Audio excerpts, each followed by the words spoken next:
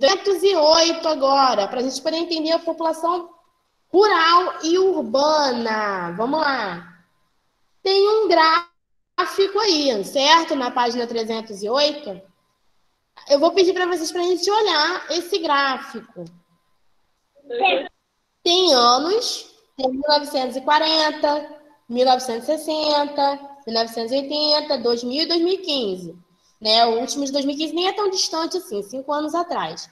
E a gente pode ver como que a população urbana que está de verde e a população rural que nós temos aí, certo?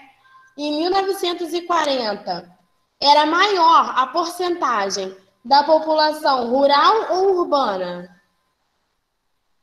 Olhem aí no gráfico e me digam. Rural. Rural. Rural. Rural. Rural. Em 1940. Lá nos anos 2000, qual era a população maior? Ô, Tia, qual a página? Urbana. Era urbana. 308. É urbana. É a urbana, isso aí. Então, teve um grande crescimento aí nessa porcentagem. É 308. Esse número 81 que está aí na população urbana é a porcentagem. Ou seja, tinha 81% da população urbana e 19% na população rural. Ok? Esse gráfico aí, a gente viu no outro gráfico do ar que falava do Brasil, era de milhões. Nesse gráfico agora, já está falando de porcentagem da população. O gráfico também pode variar aí, tem que fazer a leitura dele, que é muito importante. Em 2015, qual é a população maior? Urbana. É urbana. Urbana. Urbana. Isso aí. Mas é a mesma porcentagem 2015 para 2000? É urbana. Não. Rural. Não é a mesma porcentagem. Em 2000, a porcentagem está em 85. Em 2000, então, urbana como maior, ainda assim tem uma diferençazinha. Que em 2015, a população ainda estava 4% um pouco maior. Certo? São as leituras que a gente pode tirar do gráfico. Guilherme Martins, lê, por favor, esses dois últimos parágrafos da página 308.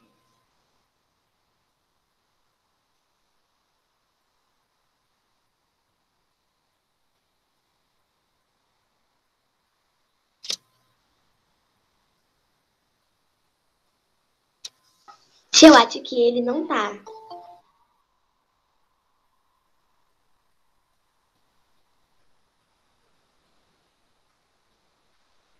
Não tá? O microfone dele tá Então pode ser o Breno, então, por favor, Breno. Tia, ele botou no chat que o microfone dele tá desativado e não dá pra ligar. Tá ativo o microfone, Breno. Pode ativar ele que funciona.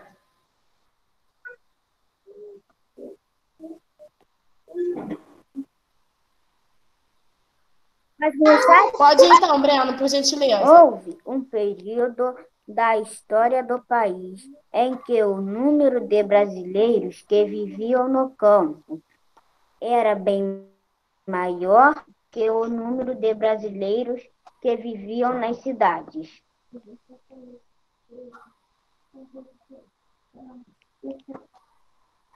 Tá. Como Pode continuar, amor. Tia, tá onde?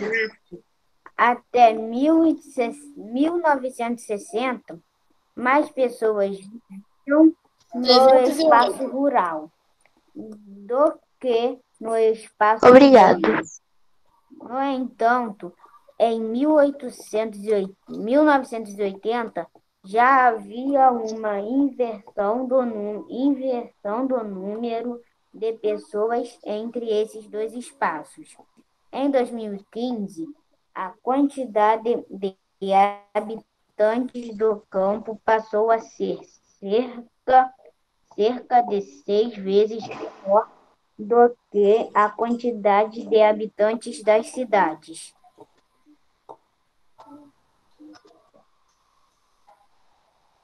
Lembra que acabou de ler? Faz Nada. parte da leitura também do gráfico, né? Dessa diminuída na população rural com esse crescimento da população urbana, né? Por alguns fatores, como emprego, educação, moradia, né? A gente já estudou tudo isso. Tanto a gente vê em história como vê também em geografia, certo? A gente também consegue ter acesso a isso, de número de pessoas de população rural e população urbana, lá no nosso IBGE. Quem quiser pode olhar, vai lá na curiosidade e dá uma vasculhada lá que é bem interessante. Não é chato, dá para descobrir várias coisas interessantes, tá bom? E aí a gente vai entender na página 309 por que esse crescimento na população urbana, tá bom? Davi, lê, por favor, na 309, a mecanização do campo. Tá. A crescente utilização de máquinas no campo aumentou a produção das lavouras e diminuiu a necessidade de construção de mãos de obra, de modo que muitos trabalhadores rurais ficaram desempregados. Obrigada, Davi. Agatha, lê para mim a atração de trabalhadores para a indústria, por favor. Como ficarão sem trabalho no campo? Muitos trabalhadores rurais buscaram oportunidades de emprego na cidade, principalmente nas indústrias, que nesse período estavam em desenvolvimento no país e necessitavam de mão de obra.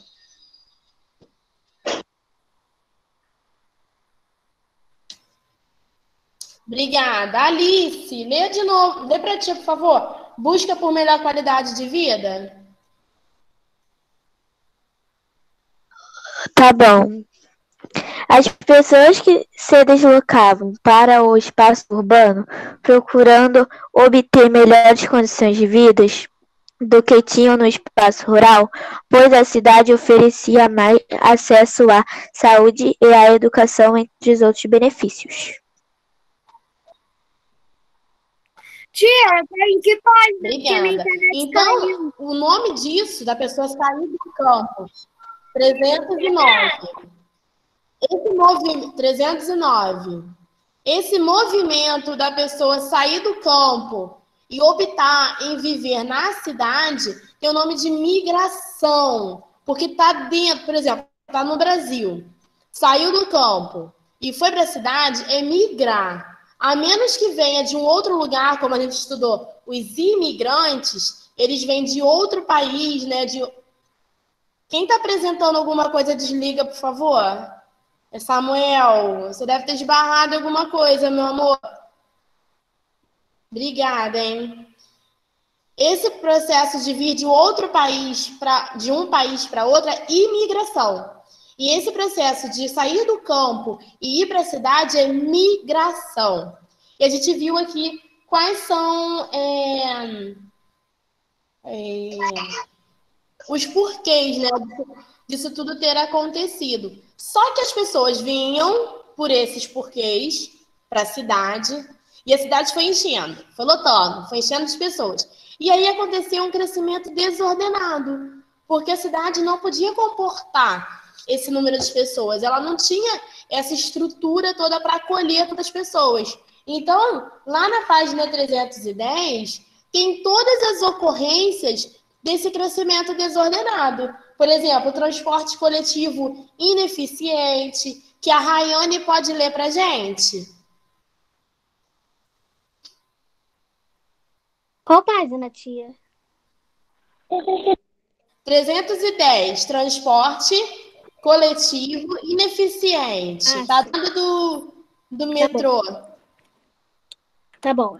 A superlotação de ônibus, trens e metrôs é um dos problemas enfrentados diariamente pelas pessoas na cidade, principalmente nos maiores centros urbanos. Obrigada, Rayane. Então, como eu falei, a cidade estava super lotada, tinha gente pra caramba, então não conseguia comportar esse número de pessoas. O transporte não era suficiente para a quantidade de pessoas que precisam. Eu comentei com vocês sobre a área do rush, por exemplo, que ela está todo mundo tentando voltar para casa, que acontece essa loucura aí na imagem, é uma imagem verdadeira. É todo mundo tentando entrar no mesmo transporte, seja no trem, seja no metrô, seja no ônibus. Então acontece toda essa loucura aí mesmo, pelo número de pessoas que tem na cidade. Alana, você pode ler para mim os problemas ambientais, por favor?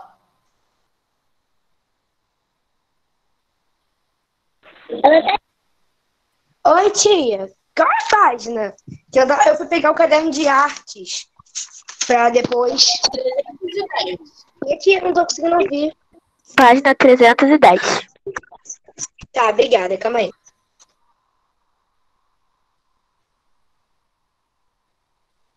Problemas ambientais. Pode começar, tia? Pode? Problemas ambientais. A geração de grandes quantidades de lixo associada à precarização do sistema de coleta, descarte inadequados tem causado a contaminação de solo e a poluição de rios, assim como tem atraído animais transmitidos de doenças.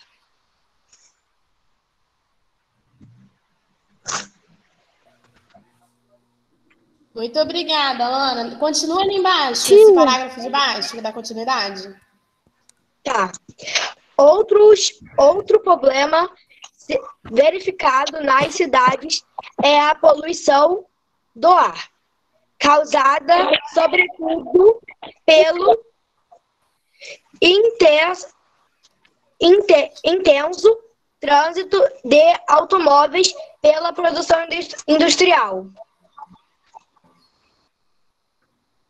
Obrigada, Alana. Então, as fábricas começaram a produzir mais automóveis para as pessoas se locomoverem, porque cada um foi buscar o seu carro, já que os ônibus, os trens, os metrôs não dão essa oportunização para todo mundo utilizar. Então, começou uma demanda grande de produção de carro, as pessoas começaram a ter facilidade financeira, de oportunidade, né, de poder comprar, financie seu carro, dê uma entrada baixa, né, e parcela em N vezes. Então, as pessoas começaram a adquirir... Deixa eu ler já, Gustavo. As pessoas começaram a adquirir carros, pensar pelo lado da praticidade, o carro é prático. Pensar por um lado que, às vezes, os carros não têm filtro, né? E sai escapamento, e sai aquele ar poluído, assim como sai de ônibus e caminhões, né? E acabam agredindo o nosso ambiente, né? Assim como o descarte de lixo, como eu usei como exemplo, que as pessoas colocam lixo, né, nos valões, colocam perto de bueiro, e aí acaba fazendo todo aquele negócio de entupir, e aí as próprias pessoas são prejudicadas pelas enchentes que aparecem quando bate aquela chuva, né?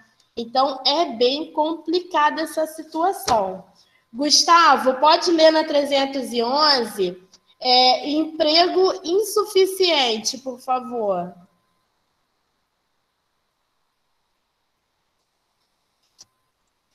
Existem muitas pessoas desempregadas nas cidades, pois as vagas de trabalho não são suficientes para toda a população urbana. Outro fator que ajuda a explicar o desemprego é a baixa escolarização e qualificação de parte dessas pessoas. Por causa da falta de renda, Para o sustento familiar, muitos desempregados passam a exercer o trabalho informal, ou seja, sem registro em carteira. Muito obrigada, Gustavo. Isso também, a tia Dani comentou com vocês. Como não tem emprego para todo mundo de forma registrada, né, em empresas que oportunizam isso, as pessoas acabam optando pela informalidade, né? Trabalham sem a carteira assinada. E aí, muitas vezes, não têm os seus direitos garantidos. Não vão poder se aposentar com a idade que poderia, não vão receber o salário que deveriam, de forma correta pelo tempo trabalhado. Então, é uma desvantagem de ter um emprego assim, né? De forma não registrada. Mas acaba que as pessoas não têm essa grande oportunidade, né? De poder trabalhar, né? De maneira que vão ter seus direitos garantidos. Deixa eu ver alguém para ler aqui. Tia, como é que faz para entrar naquele negócio do Facebook? De infraestrutura irregular. Só um instante que eu comento isso com vocês já. Rian, lê para mim, por favor, a falta de estrutura e ocupação irregular. Sim. Rian, fatores como a falta de investimentos em infraestrutura na construção de moradias adequadas e a baixa renda que dificulta a compra de moradias regularizadas. Levam as pessoas a ocupar locais indevidos para habitação, como as encostas de morros e as margens de rios. Em grande parte, essas moradias não são atendidas por serviços essenciais, como ruas pavimentadas, transportes públicos e saneamento básico. Além disso, está em locais onde podem ocorrer enchentes e deslizamentos de terra.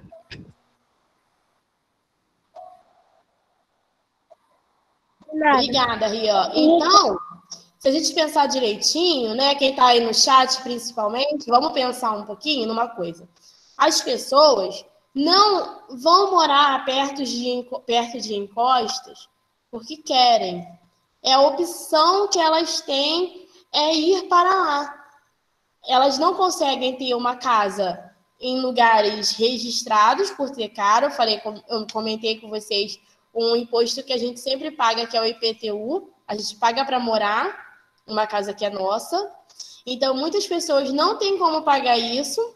Se elas não pagam por muitos anos, elas perdem a casa. Então, por não ter condições de pagar esse imposto, elas acabam optando por morar nesses lugares, né, que não tem essa necessidade, essa obrigação de pagar esses impostos, como IPTU, como água, como luz, mas acabam construindo suas casas nesses locais, que são de alto risco para elas. Correto? Vocês conseguiram entender todo esse processo que a gente chegou? A gente começou, presta atenção, a gente começou lá nos índios, lá nos indígenas. Chegamos até aqui, na atualidade, que não acontece. As pessoas construindo suas casas em encostas, em morros, né, que são de grande perigo para a gente. Conseguiram entender essa linha do tempo aí que a gente formou? Quem conseguiu, faz assim com o dedinho para eu ver. Opa, gostei de ver, hein? Olha só, galerinha do chat, eu não tô ficando nem um pouquinho feliz. Não tô. Eu fico muito chateada com isso, porque eu tô falando, tô tentando ajudar vocês e não dá. Atrapalha. Fica subindo um monte de janelinha, crianças. Vamos parar um pouquinho no chat, aprender a desligar o microfone. Correto? Quinto ano, hein?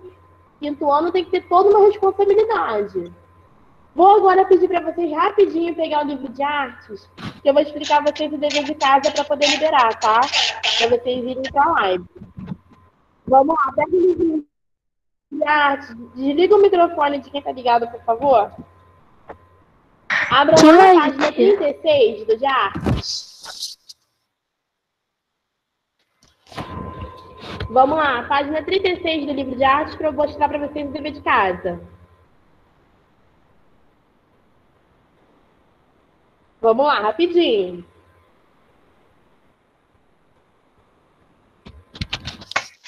30 o quê, tia? 36, tia? 36. 3 meses. 36. Isso. Qual página, tia? Do livro? 36. 3 meses. Do livro de artes. Para eu mostrar a vocês o dever de casa. Vamos lá, eu vou começar a ler rapidinho, tá? A gente vai entender um pouquinho da história da dança. Né? A gente acha que simplesmente dançar é dançar? Não, tem toda uma história por trás disso. Correto? Vamos lá, vou começar, tá? O homem retratado na fotografia da página anterior está dançando balé. Vocês viram? Se a gente virar a página, a gente consegue entender que ele é um bailarino, lá na página 35. Essa dança teve origem na Itália no século XV e acontecia nos salões dos palácios da cidade de Florença. Foi Pierre Beauchamp, de 1631 a 1705, no entanto, que criou as 5 posições básicas da dança, determinando assim as regras de movimento para a dança clássica. Nessas posições de movimentos, Beauchamp estabelecia o início e o fim obrigatório de todos os passos de balé. Esses passos deveriam ser desenvolvidos perfeitamente, exigindo do bailarino precisão em cada gesto. Homens e mulheres participavam das apresentações com movimentos sincronizados, ou seja, ao mesmo tempo, nas quais encenavam histórias de deuses e heróis da mitologia grega. Mas, nesse período, havia um grande empecilho aos bailarinos. Como podemos ver nas imagens, além das perucas e sapatos altos, as roupas eram elaboradas com tecidos pesados e que tornava difíceis os movimentos do corpo. Aí tem 3 imagens para a gente poder observar. Todas elas não são roupas como do homem da página 35. São roupas diferentes, parecem mais quentes, parecem mais pesadas. Correto? Lá na página 37 vai ter o nosso dever. Tem assim: conheça as 5 posições básicas criadas por Beauchamp. Primeira posição, menina. A segunda posição tem o menino de amarelo. Na terceira posição tem a mesma menina. Quarta posição e tem a quinta posição, certo? Está intercalado cada um. As posições desenvolvidas por Beauchamp foram mantidas e aprofundadas por Jean-Georges Noverre, 1727-1810, que era bailarino e professor de dança. Para Noverre, o desenvolvimento da técnica era um pré-requisito para uma boa formação dos bailarinos. Assim, ele desenvolveu regras para a utilização do embarrus e exercícios para o desenvolvimento da extensão e do alongamento das articulações e dos músculos dos alunos. Qual é a tarefa de casa? Prestem bem atenção em mim. Alô? Todo mundo me olhando. A tarefa de casa é: vocês vão escolher uma posição dessas 5 e vão fazer ela na folha. Ah, eu posso colocar em cima e copiar? O interessante seria vocês observarem a pose do bailarino que está aí e tentarem reproduzir. Garanto que vai ficar legal. Ah, o boneco pode Tia, mas eu não quero desenhar. Pode. Você vai desenhar do seu jeito. Meu amor, eu desenho boneco palito. Eu também não sei desenhar nada. Eu desenho boneco palito. Mas desenha do jeito de vocês, porque vai ficar bem bacana. Cada um vai fazer do seu jeito. Ah, meu boneco vai ter a cabeça desse tamanho, um corpinho assim. Qual o problema? Se tiver a posição, tá ótimo. Não é pra rir, não, é sério. Meu boneco é feio, Tia. não sei desenhar nada. Vocês sabem o desenho de vocês, tá? Tia, desenha o boneco palito, mas desenha. todo mundo que sabe desenhar alguma coisa. Todo mundo. Tá bom? Então, vocês vão desenhar, fazer um desenho bem legal. Pode ser em folha 4, que é aquela folha ofício. Eu vou fazer a Dani segunda posição, que a segunda posição é mais fácil. Serve folha colorida, serve. Pode fazer na folha colorida também, que não tem problema. Vou fazer a chamadinha de vocês rapidinho para liberar vocês para nossa festa. Espero vocês lá, tá bom? Vou chamar, hein? Também já estou aqui. Já estou arrumada, Daniele. Ô, tia! Opa, Saludinha! Eu tô chamando eles pra ir também. Ô, Daniele! Parece que as tias já estão tudo arrumadas para a festa. Pois é, e eu quero Aqui, vocês. ó. Eu quero vocês. Olha, eu já botei. Eu já estou Olha de lá, tia camisa. Lurdinha arrasando. Toda arrumada. Vou Tia dar... Lurdinha tá arrasando. Já botei meu...